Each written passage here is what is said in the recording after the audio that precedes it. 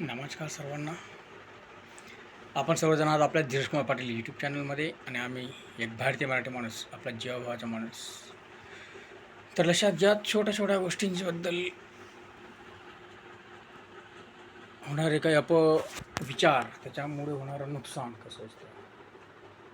काही काही एकदम छोट्याशा किंवा काही संयमाच्या गोष्टी असतात. संयम असला पाहिजे, संयम. बघून चालून वाचून त्या गोष्टी ज्या आहेत त्या होत नाहीत. छोटासा क्षणिक शांतता असेल, विचारपूर्वक असेल, चिंतन मनन जे कोणी करत असतात ते लोकांकडून ह्या गोष्टी कधीच नाही होत. ज्या गोष्टींमध्ये मनन चिंतनाचा प्रकारच नसेल तशा सगळ्या व्यक्तींसाठी आहे वेगवेगळं आहे. तर लक्षात घ्या, एक छोटीशी गोष्ट, त्यामध्ये एक प्रतिष्ठित श्रीमंत असे कुटुंब, सोज्वळ असे कुटुंब की ज्यांचा एक मुलगा आहे. तो मुलगा बाहेर असेल का शिकायला किंवा उच्च पदास्थावर असतो शिकायला काहीतरी. तेव्हा एका वेळेस त्याचा वाढदिवस, त्या वाढदिवसाच्या दिवशी त्याचे वडील म्हणतात, भेटतात. अक्षर श्रीमंत कुटुंब आहे, वाढदिवस थोडा मोठाच असतो. तर तो मुलगा म्हणतो, आणि ऑफकोर्स मुलगा ही सोज्वळ कुटुंबातील, श्रीमंत सोज्वळ कुटुंब आहे, मुलगाही तसाच हुशारही असतो. तर त्याचे वडील म्हणतात की जर तू ह्या वेळेस पुन्हा एकदा उत्तम मार्गाने असा पास झाला, एक नंबर क्रमांक वगैरे असतो आपण जसं म्हणतो, त्या पद्धतीने आलास तर तुला तुला हवं ते गिफ्ट मी देईल. तर तो मुलगा लगेच म्हणतो, देणार का पप्पा, नक्की देणार का, तू सांग तुला काय गिफ्ट हवं आहे, फक्त तू उत्तम मार्काने प्रथम क्रमांकाने पास व्हावेस. तर तो मुलगा म्हणतो लगेच की, म्हणजे त्या मुलाने ॲक्च्युली बघितलेलीच असते एक शोरूममध्ये एकदम महागडी अशी एक कार जी आहे ती त्याने बघितलेली असते. तर तो म्हणतो की मी अशा शोरूममध्ये ह्या पद्धतीची कार जी आहे ती मला हवी आहे. तर त्याच्या वडील म्हणतात, नक्कीच मिळेल तुला, फक्त तू उत्तम प्रकारे चांगला पद्धतीने पास हो. तर बस होतं. त्या मुलाचा वाढदिवस वगैरे होतो. मुलगा ऑफकोर्स हुशार असतो आणि तो पुन्हा एकदा त्या जिद्दीने परत काम करतो, अभ्यास करतो आणि ऑफकोर्स रिझल्ट येतो.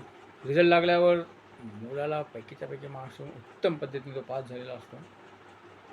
जसाही तो उत्तम पद्धतीने पास होतो वगैरे, तो सगळ्यात पहिले घरी जातो, वडिलांना भेटतो. वडिलांना भेटण्याच्या पहिले जेव्हा तो घरात एंट्री करतो तेव्हा त्याला कार वगैरे दिसत नाही, तर थोडा उदास होतो. अरे आपली कार कुठे आहे, जे त्याच्या वडिलांनी त्याला प्रॉमिस केलेलं असतं बड्डेच्या वेळेस की तू जर एक नंबर मिळवलास तर तुला कार मिळेल. तर तो थोडासा हलकासा काही का असेना नाराजगी त्याच्या मनात पहिले तिथेच येते.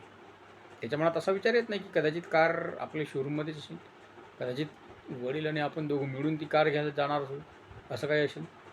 त्याच्या मनात ते येत नाही. त्याच्या मनात हलकासा राग येतो, मला माझ्या दारी एवढा आलिशान बंगला आहे, माझ्या दारी कार दिसत नाही. तर चल ठीक आहे, हलकासा राग आल्यावर तो मध्ये जातो, त्याच्या वडिलांना भेटतो, नमस्कार वगैरे करतो आणि त्याचे वडीलही ऑफकोर्स त्याला शाबासकी देऊन त्याचे कौतुक वगैरे करतात. ते कौतुक करत असताना तेच थांबवून तो मुलगा मध्येच विचारतो की माझं गिफ्ट कुठे आहे.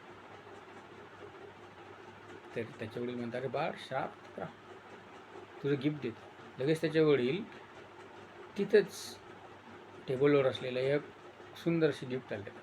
तर तो मुलगा थोडासा संकोचित पण नाराजगीनेच ते गिफ्ट देतो. त्याला म्हणते, अरे माझं गिफ्ट तर कार ठरलेली, मला आवडलेली ती एक्सयूव्ही ब्रँडेड कार, पण हे काय गिफ्ट देत आहेत. पण नाराजगीने असतो तर तसा थोडा जळ पावलाने रागातच ते गिफ्ट घेतो. तो कोणता बॉक्स असतो तो बॉक्स घेतो आणि त्याच्या खोलीत जातो.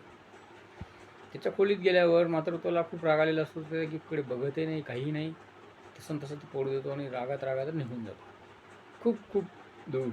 ऑफकोर्स तो मुलगा हुशार असतो. दूर जरी गेला तर तो पुन्हा एकदा व्यवस्थित मेहनत करतो आणि त्याच्या स्वतःच्या पावलांवर सगळं साम्राज्य बनवतो. जो मुलगा स्वतःच्या पावलांवर सगळं साम्राज्य बनवतो. होतं का इकडे लक्षात घेणार, मान्य की त्याने स्वतःच्या पावलांवर साम्राज्य बनवलं, पण त्या काळात त्याला भरपूर वेळ असं वाटलेलं असतं की आपणही आपल्या वडिलांना जावं, भेटावं. त्याच्या वडिलांनाही वाटतं की आपला मुलगा नेमका गेला कुठे. त्याच्या वडिलांना एक तर गोष्ट माहिती असते की मुलगा हुशार आहे, सोज्वळ आहे. तो बरं वाईट करणार नाही, पण नेमका गेला कुठं. मग भरपूर दिवस असेच लोटतात. तो मुलगा भरपूर मोठा होतो, अगदी त्याच्या वडिलांप्रमाणेच तोही भरपूर नाव कमवतो, पैसा कमवतो, स्वतःचं असं एक अस्तित्व तयार करतो. या पिरियडमध्ये नंतर त्याला वाटतं की नाही, आता भरपूर दिवस झालेत, एक दिवस आपण आपल्या घरी जाऊन यावे. जे त्याला याच्या आधी वाटत होतं, परंतु तो राग जे त्याने मनात घालून घेतलेला होता, त्याला गिफ्ट न मिळालेल्याचा, तो राग त्याला त्याच्या घरी, त्याच्या वडिलांपर्यंत कॉन्टॅक्ट करत नव्हता. आणि शेवटी एका दिवशी तो सगळं यशस्वी झाल्यावर तो घरी जातो. जसाही तो घरी जातो, त्याला भयानक शांतता दिसते. त्याला हवी असलेली ब्रँडेड कार त्याच्या दारी उभी दिसते, अगदी न्यू, आजच आणलेली असेल ह्या पद्धतीने ती कार त्याला तिथं दिसते. तो विचार करतो, अरे कार आपल्या घरी आहे, पण तुमचा आज मला उपयोग काय. लक्षात घ्या, त्याच्या मनात ती जुनी खुबी, त्याला कार दिसून जर त्याला ते आनंद नाही घेता आला त्या क्षणी, जेव्हा तो काही वर्षांनी परत येतो त्याच्या घरी यशस्वी होऊन, स्वतःच्या पावल्यावर उभं राहून, तर त्याला ती कार दिसते, पण त्याला ते आनंद नाही होत. त्याच्या मनात तेच, आता काय उपयोग. ठीक आहे, तो जसाही मध्ये जातो, घरात घुसतो, त्याला दिसतं की वडील दिसत नाही. त्याचे नोकर राखाडांना विचारतो. त्याचे नोकर बोलतात, वडिलांना जाऊन तर 10 दिवस झाले, आज त्यांचा 10वा आमचा कार्यक्रम आम्ही आज उरकून आलो. तो नोकरचा त्याला खूप धोका बसतो, अरे तुम्हाला सांगितलं का नाही, का नाही. त्याचे नोकर वगैरे म्हणतात, तुम्हाला सांगण्याचा काय, तुम्हाला जसे तुम्ही इथून निघून गेलात तसं तुम्हाला भरपूर शोधण्याचा आम्ही प्रयत्न केला, पण तुम्ही कुठे आहात तुमचा काही ठाम ठिकाणा नव्हता. जे तुमच्या वडिलांनाच नव्हता, कोणालाच नव्हता. तुमचे वडील अगदी त्या बेचैनीतच त्यांची हळूहळू तब्येत खालावत गेली आणि असे घडले. मग त्याला एकदम भयानक वाटतं आणि तो सरळ त्याच्या रूममध्ये जातो. आणि ते जे गिफ्ट अगदी ते गिफ्ट एकदम व्यवस्थित पद्धतीने तशा तसं पॅकच्या पॅकच ठेवलेलं असतं त्याच्या कपाडात. तर ते गिफ्ट उघडतो, कारण की तीच त्याला शेवटची त्यांची जी भेट होती त्या गिफ्टचीच होती. तो गिफ्ट असं उघडतो, ते गिफ्ट पॅकिंग काढतो, मध्ये त्याला पुस्तक दिसतं. त्याला वाईटच वाटतं, एकदम सुंदर असं पुस्तक असतं की ते असतं. तो गिफ्ट पुस्तक उघडतो, पुस्तकाच्या वरती एक लेबल लावलेलं असतं, बेटा हे जे पुस्तक आहे ते संस्कारांचं पुस्तक आहे. आजपर्यंत तुला तुझी आई नव्हती तरी मी व्यवस्थित पद्धतीने संस्कार देण्याचे प्रयत्न केले. हे संस्काराचं पुस्तक आहे आणि तुझं गिफ्टसुद्धा या पुस्तकातच आहे. तो परत व्यवसाय करतो, अरे माझं गिफ्ट तर कार आहे. ती लाईन वाचूनही त्याच्या मनात ती राग गेलेला नाही. माझ्या मनात त्याच्या मनात ती कार, म्हणजे त्यांचं परिवार एवढा श्रीमंत आहे की त्या मुलाला पहिलेपासून एवढ्या सुखसुविधा होत्या, पण त्याच्या मनात ती कारच. तो ठीक आहे, ते वाचून घेतो. वडील वाढलेले असतात, त्याच्यामुळे थोडं अश्रू पण असतात. पुस्तक उघडतो, पुस्तक उघडताना परत त्याच्यात एक लिफाफा, सुंदर ज्ञानी असं पुस्तक, त्या पुस्तकात लिफाफा. तो लिफाफा बघतो, लिफाफा फाडतो, तर त्याच्यामध्ये तीच जी त्याला कार हवी होती त्या कारची चावी तिथे असते. म्हणजे विचार करा, तेव्हा तो अक्षरशः धाय मोकळून रडत असतो सगळं, पण तेव्हा सगळं संपलेलं असतं.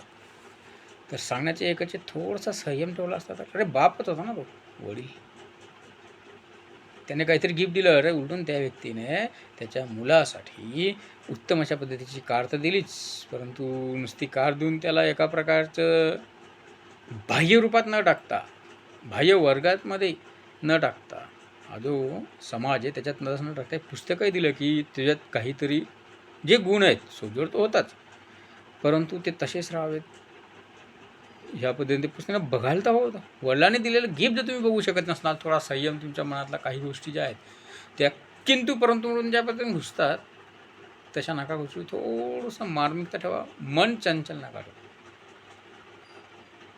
तर बघा, जर तुम्ही मन चंचल किंवा ह्या पद्धतीच्या विभूती जर मनात नाही घातल्या, थोडासा तात्विक मनन पद्धतीने तुम्ही वागत राहिलात, तर जे काही तुमचे काही छोटे छोटे प्रॉब्लेम्स येतात ना, नोकरी असेल, व्यवसाय असेल, शिक्षण असेल, संसार असेल, त्या सगळ्या गोष्टींचे प्रॉब्लेम काही क्षणात संपलेले असतील. ॲक्च्युली प्रॉब्लेम राहतच नाहीत, पण तरी जे तुमच्या मनात येतं ते संपलेले असतील. पुन्हा एकदा नमस्कार. व्हिडिओ नक्कीच बघा, लाईक शेअर नक्कीच करा.